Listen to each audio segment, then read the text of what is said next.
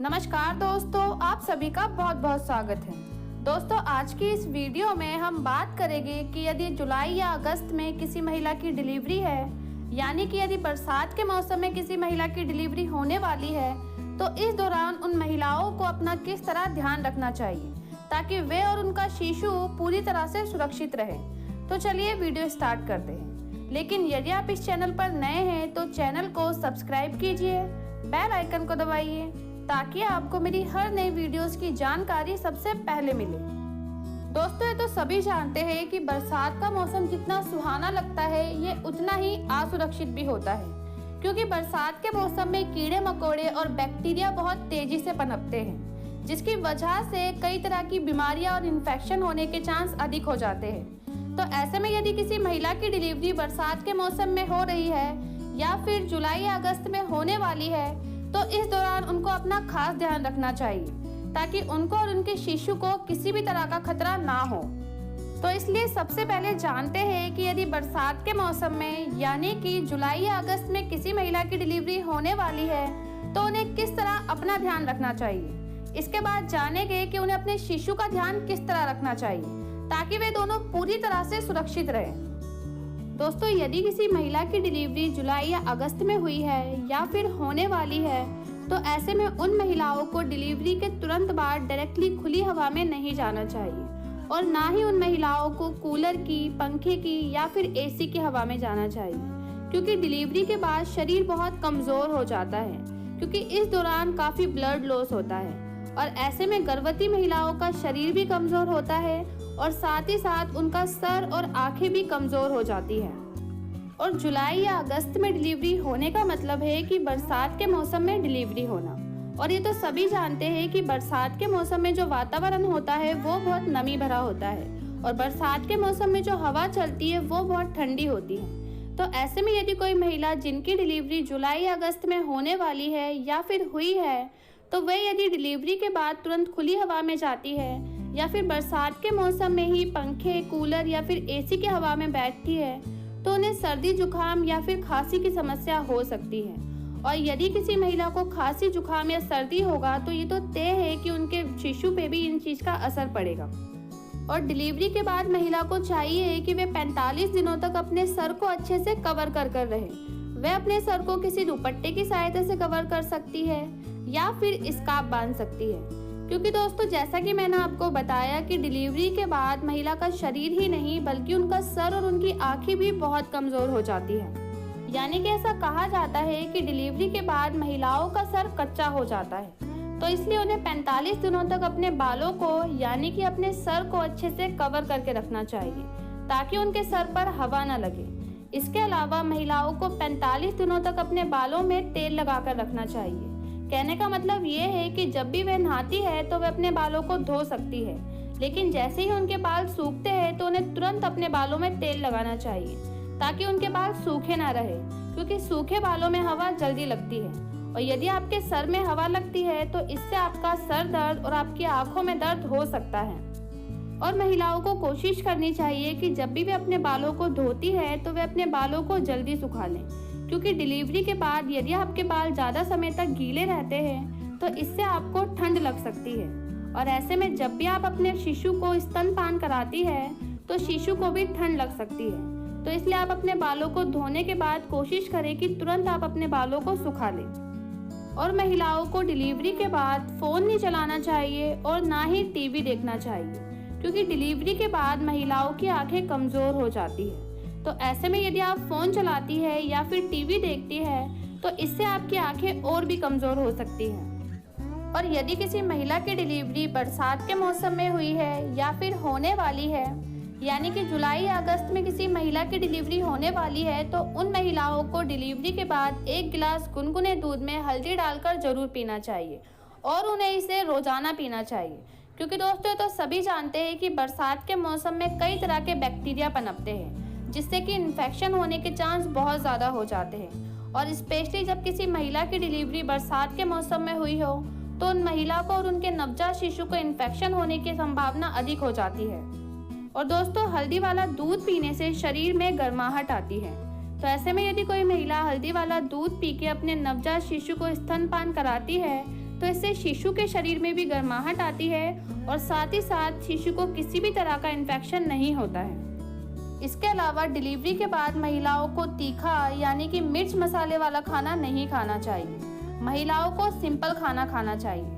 वैसे अगर देखा जाए तो डिलीवरी के 15 दिनों तक महिलाओं को खाना नहीं देना चाहिए, लेकिन यदि आप खाना खाना चाहती है तो आप सिंपल दाल और बहुत ही पतली 1 या 2 रोटी खा सकती हैं। इसके अलावा आप पूरे दिन में हल्दी वाला दूध पी सकती है, ड्राई फ्रूट्स खा सकती है और सबसे इम्पॉर्टेंट चीज़ का आपको अपनी डिलीवरी के बाद हरीरा जरूर खाना चाहिए। काफ़ी लोगों को पता नहीं होगा कि हरीरा किसे कहा जाता है, और अगर पता भी होगा तो अलग अलग जगहों पे उसे अलग अलग नामों से जाना जाता होगा।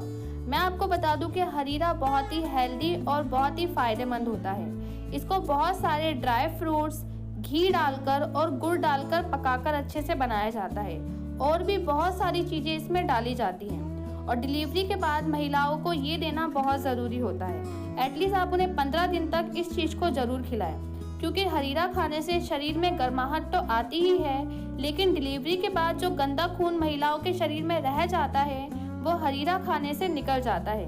तो इसलिए डिलीवरी के बाद महिलाओं को हरीरा बनाकर ज़रूर देना चाहिए। और अगर जुलाई या अगस्त में किसी महिला की डिलीवरी हुई है, यानी कि यदि बरसात के मौसम में किसी महिला की डिलीवरी हुई है या फिर होने वाली है, तो ऐसे में उन महिलाओं को बरसात के मौसम में लौकी या फिर बैगन को नहीं खाना चाहिए। लौकी जिसको घिया भी कहा जाता है। वैसे तो कहा जाता है कि डिलीवरी के बाद महिलाओं को घिया खिलाना चाहिए, क्योंकि ये बहुत फ़ायदेमंद होता है। लेकिन यदि आपकी डिलीवरी बरसात के मौसम में हुई है तो आप बैगन को, लौकी को बिल्कुल भी ना खाएं। इसके अलावा आप हरे पत्तेदार सब्जियों को भी ना खाएं, क्योंकि दोस्तों बरसात के मौसम में सबसे ज़्यादा बैक्टीरिया और कीटाणु हरे पत्तेदार सब्जियों पर ही मिलते हैं। तो इसलिए यदि आपकी डिलीवरी बरसात के मौसम में हुई है तो आप इन सब चीज़ों को बिल्कुल ना खाएं। और सबसे इम्पॉर्टेंट चीज़ कि डिलीवरी के बाद 45 दिनों तक महिलाओं को गर्म या फिर गुनगुना पानी ही पीना चाहिए, और ज़्यादा बेहतर होगा कि वे अजवाइन वाला गर्म पानी पिए, क्योंकि दोस्तों डिलीवरी के बाद अजवाइन वाला गर्म पानी पीने से बहुत फ़ायदे होते हैं, जैसे कि शरीर में गर्माहट बनी रहती है, और डिलीवरी के बाद जो थोड़ा बहुत गंदा खून रह जाता है वह अजवाइन वाला पानी पीने से निकल जाता है। इसके अलावा जिन महिलाओं को ये शिकायत रहती है कि डिलीवरी के बाद उनका पेट बाहर निकल गया है, तो यदि वे महिलाएं डिलीवरी के बाद गर्म अजवाइन वाला पानी पीती है तो इससे उनका पेट पहले की तरह हो सकता है, यानी कि उनका पेट पहले की तरह पतला हो सकता है। इन सब के अलावा यदि कोई महिला डिलीवरी के बाद भी अपने बच्चे को स्तनपान नहीं करा पा रही है, यानी कि उनके स्तनों में दूध नहीं आ रहा है, और ऐसे में यदि वे महिलाएं परेशान हैं तो उन्हें परेशान होने की ज़रूरत नहीं है। वे डिलीवरी के बाद यदि 45 दिनों तक गर्म अजवाइन वाला पानी पीती है तो उनकी ये समस्या दूर हो सकती है। और डिलीवरी के बाद महिलाओं की 40 या 45 दिनों तक मालिश जरूर होनी चाहिए, ताकि उनका शरीर पहले की तरह मजबूत हो सके। और स्पेशली उनके पेट के पास हल्के हाथों से मालिश जरूर करनी चाहिए, ताकि उनका पेट बाहर ना निकले। बरसात के मौसम में डिलीवरी के बाद महिलाओं को घर का काम कुछ दिनों तक नहीं करना चाहिए। उन्हें जितना हो सके रेस्ट करना चाहिए, क्योंकि ये तो सभी जानते हैं कि बरसात के मौसम में तबीयत खराब होने के चांस बहुत ज़्यादा हो जाते हैं। लेकिन यदि डिलीवरी के बाद भी कुछ महिलाओं को घर का काम खुद ही करना पड़ता है तो वे कोशिश करें कि वे पानी वाला काम ज़्यादा ना करें, क्योंकि यदि वे पानी वाला काम ज़्यादा करती है तो इससे उनकी तबीयत खराब हो सकती है, और उनकी तबीयत खराब होने का मतलब है कि शिशु के स्वास्थ्य पर भी असर पड़ना।